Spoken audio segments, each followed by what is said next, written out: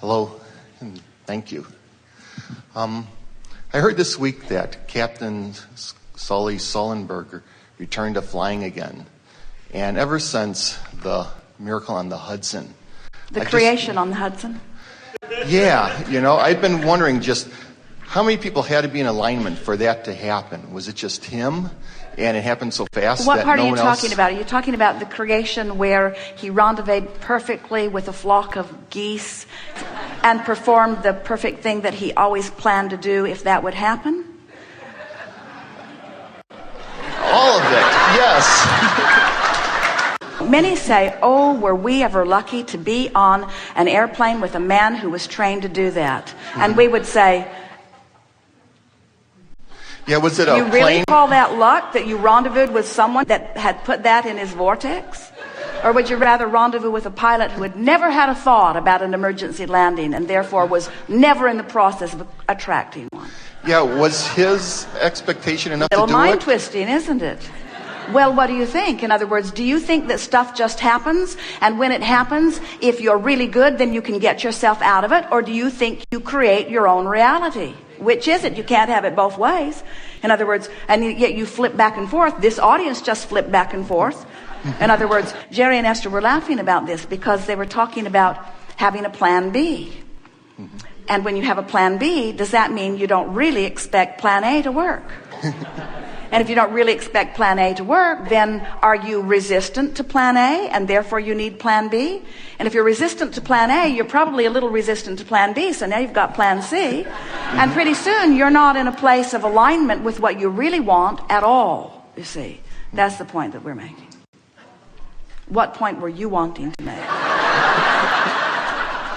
Well, I just was wondering, what did it take to arrange that? Was it just his expectation of being in the vortex, or was it a plane of people coming back from one of these seminars that was enough to make that kind of a miracle happen? Well, here's the thing. Let us just ask you, because we really want to get to the heart of this. Was the miracle having a safe landing after a disaster in the sky, or was the miracle the disaster in the sky? In other words, what part of it do you want to call deliberate creating? His ability to bring that big airplane down safely after something that you don't want to call creation happened? Or do you want to call it all creation? In other words, flocks of birds are flying. They're intuitive. Do you understand that nothing happens except for the vibrational alignment and point of attraction? Because law of attraction says when you focus upon something and activate it in your vibration, it becomes a part of your point of attraction.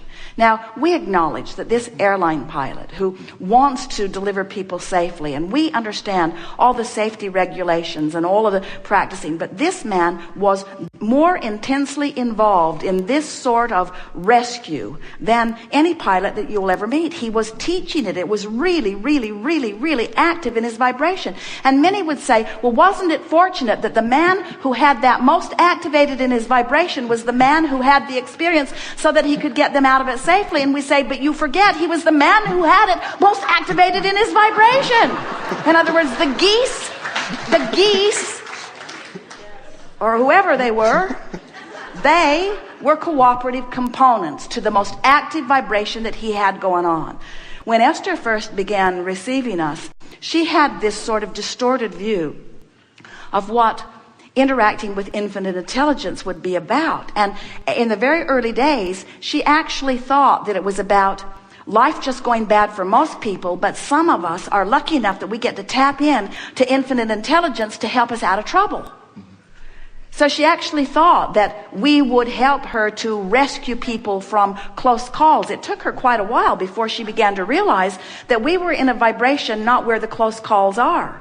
We're not training you to look for trouble and solve it. We're training you to be a vibrational match to the well-being that you are seeking. And there is a big vibrational difference in that, you see.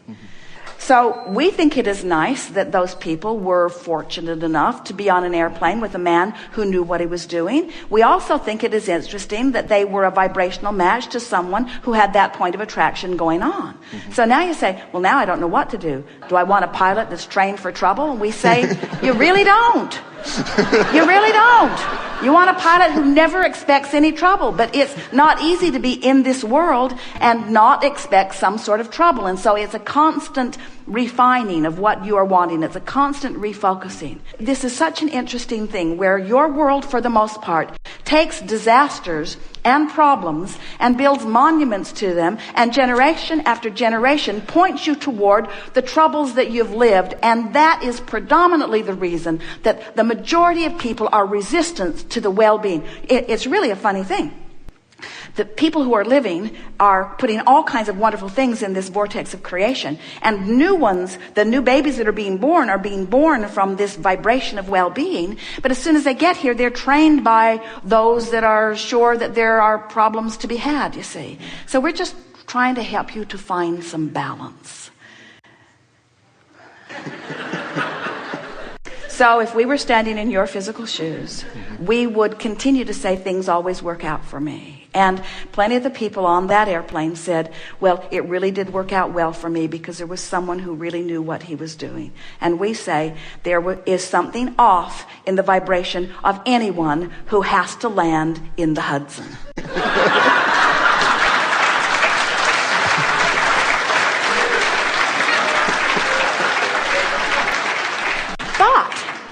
You like the drama of it, don't you? In other words, if you all didn't like the drama of it, you would focus more upon what you want. There would be many more people talking about what they want and far fewer people talking about what they don't want, you see.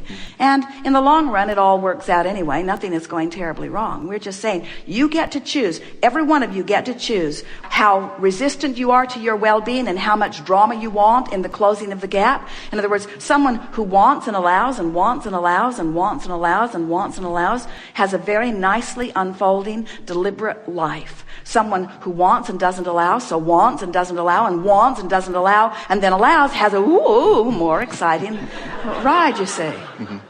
Have we convinced you, or have we got you in the vicinity of at least wanting to understand that the manifestation really doesn't mean diddly squat? Can you let go of what is right now? Can you accept that what is the magnificent bouncing off place, but where it's at, because the larger part of you has already gone there, is to a vibration that hasn't manifested yet.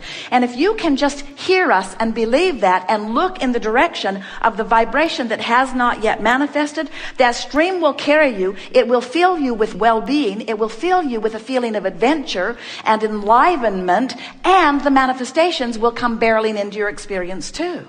In other words, if you could just let go of what is, because it is only attention to what is. In other words, you can't tune to the frequency of the vibrational reality and the frequency of the reality at the same time. They are different frequencies. And there are people who would rightly say, but Abraham, there are things in my current reality that are vibrationally up to speed to the things that are in my vibrational reality. In other words, there's a lot of good stuff in my life. Couldn't I focus on it and still be a match to what's going on here? And we say, yes, of course you can. You could be such a good selective sifter that you just look at the best parts of reality and therefore tune yourself to the best parts of your vibrational reality. But it's the hard way to go about it, because in that sifting and sorting, you've got the pros and the cons, the pluses and the minuses, and it bogs your vibration down. If you could just be forward looking, if you could talk about where you're going and who you really are, if you could talk about how you want to feel, if you could talk about the big picture, if you could talk about your eternal nature, if you could talk about how things always work out for you, if you could talk about how the universal forces are already have already gathered the cooperative components. Look at the big picture and look toward the big picture and think about the big picture and speak about the big picture, and never look back to the reason that you ask for the big picture, because the reason that you ask for the big picture is a different vibration than the big picture. Does that make sense to you? We have enjoyed this interaction immensely. It's interesting because now we've spent some time in the vortex, and you've witnessed several people in perfect alignment with that which is their vortex. Do you feel a diffusion of anything that has been troubling in your experience? Does it feel to you as if the problems that are responsible for the creation of this vortex have now served their purpose, and now you're ready to give your undivided attention to what's in the vortex. Do you think that we could just stay in the vibrational patterning that you have all achieved? Do you think that we could stay here and sustain life experience just by talking about life from inside the vortex? Then you'd be wrong. It's a trick question. What we want you to reach for is, can you feel a sense of poignancy that comes from both sides of the equation? In other words, can't you feel that after a while, this vortex, good as it is, and as much as you feel it, needs a little beefing up? And aren't you sort of willing to maybe leave the vortex long enough to find another question to which you seek an answer, to find another problem to which you seek a solution, because it is in that movement into the vortex that your real life becomes. In other words, some might say, oh, Abraham's going to open up a discussion where people can talk about being in the vortex, and the line's going to be out the door and around the block. It will never come to an end. But it did. Did you see it peter out? In other words, this is the power of what contrast does. Contrast keeps putting the stuff back into your vortex, and it is our promise to you, friends, you get your greatest lift from life moving into the vortex, not getting in and staying there. So what you want to do is stay in there long enough to understand the vibration of it. Stay in there long enough to feel the power and the clarity of it. And then from your place of knowing how easy it is to get in there anytime you want, to dive headlong into the contrasts that surround you for the purpose of ferreting out the expansion that you were born to discover. Are you getting what we're talking about? Because if it is not for the contrast that gives birth to the expansion, there could not be the movement into it, and it is the movement into it that really is the sweetness of life that so many of you are wanting to find. It all fits together so magnificently. You knew when you made the decision to come forth into this physical body that the diversity that surrounds you would help you to focus. And this has been a magnificent day of deliberately focusing energy. We have been so satisfied in listening to the words that you have been choosing. And what we always do, we listen with specific ear to the words that you speak in conjunction with the vibration that you're offering. And one of the things that we have found to be very exhilarating here today is so many of you speaking the vibration that you really are feeling. In other words, it is so satisfying to find you speaking what you know. And it is also satisfying to find you knowing what you know from inside the vortex. It feels to us that this gathering has reached a place of conclusion. Does it feel that way to you? From inside the vortex, life on planet Earth is at the most secure and stable state that it has ever been, and becoming more so. From inside the vortex, there is not anything on the planet that is broken that needs to be fixed. But there are endless things that could be improved, which makes it a continual, inspiring place for expansion. From inside the vortex, the well-being that is dominant is understood even on a physical level. From inside the vortex, generations that are from your physical experience yet to be lived and still to come are understood completely and known as satisfying experiences that hundreds and thousands of future generations will experience right here in this time, space, reality.